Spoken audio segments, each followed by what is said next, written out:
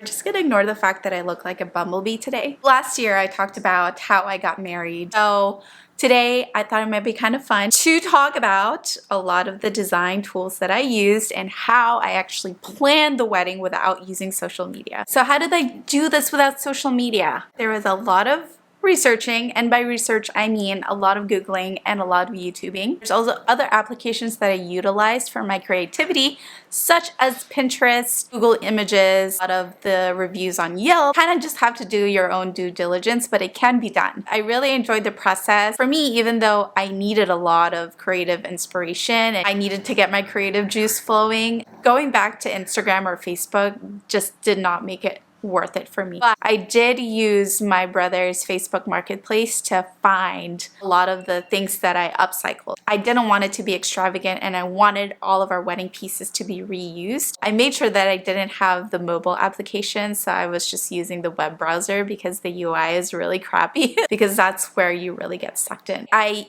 used my handy dandy Figma tool to take an aerial view of the space. Don't ask me how I got an aerial view. Hint, hint, there was a lot of YouTubing, a lot of like drone shots that I took screenshots of and I just copied that on Figma file, much like how I did my layout in Figma, which I'm gonna link right up here. It was such a creative process. I had so much fun laying out what the place is gonna look like from an aerial view using Figma to move the pieces, move the chairs, move the tables, how many chairs can fit into one place.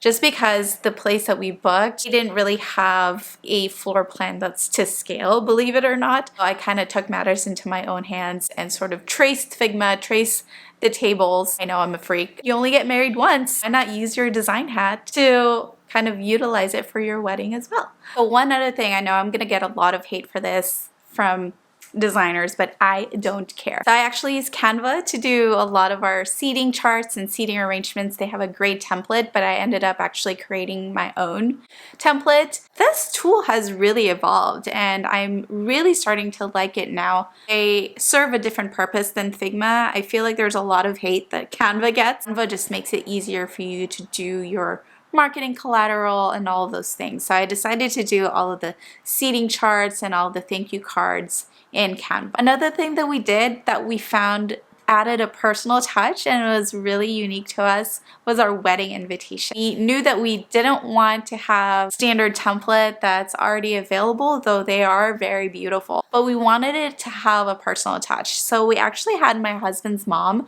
draw the location site. He ended up using Photoshop for that, traced it, and just vectorized the heck out of it and slapped it onto our invitation, which added a really nice personal touch to it. I will always treasure that because it's something that's near and dear to our heart. I don't think that many people knew that our invitation was actually a drawing of our location unless they've been there. And we kept it simple, black and white, with the drawing of this really Spanish-inspired architecture. So that was a really nice touch. As far as note-taking and documentation, so my husband started using Notion. Don't get me wrong, it's a great tool. I love Notion. But when I started to do the calculations for my wedding, I said, homeboy, I love Notion and all, but I'm gonna switch to Google Sheets because I love Excel. I just really needed something to do a lot more complex calculations than what Notion at the time offered. I wanted to know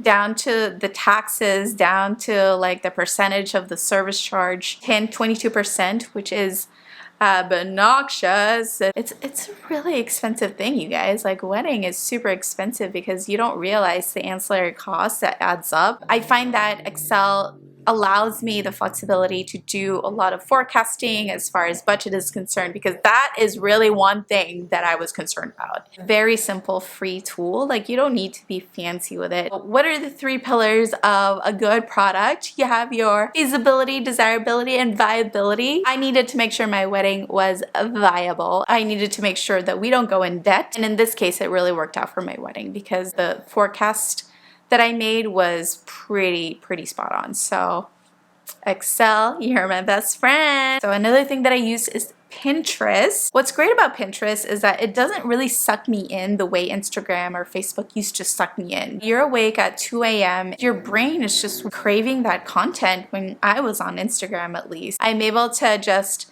create a board and pin what floats my boat. It's a really fun app just to get some inspiration and to just bolster up your creativity. Another tool that I use is of course Yelp, because I wanted to vet the vendors that I hired. Most of it is really just, you just have to go there in person and just like talk to the vendors, talk to the people that you're going to be working with, because you want to make sure before you invest in something that their work is more than what they showcase in their portfolio on their website. You want to be able to actually see their work in person. It's just go there, introduce yourself, and talk to the vendors. I know that locals really like that as well. And that concludes our video for today. I hope that was useful. That was really fun to reminisce with you guys. But I just want to say that planning a wedding without social media can be done, as long as you have the right tools with you. And I would say use the tools that you already have. Like, there's so many tools that's within our disposal, and most of them are for free. Use the tool that you think is the right tool for you, and don't follow all of these like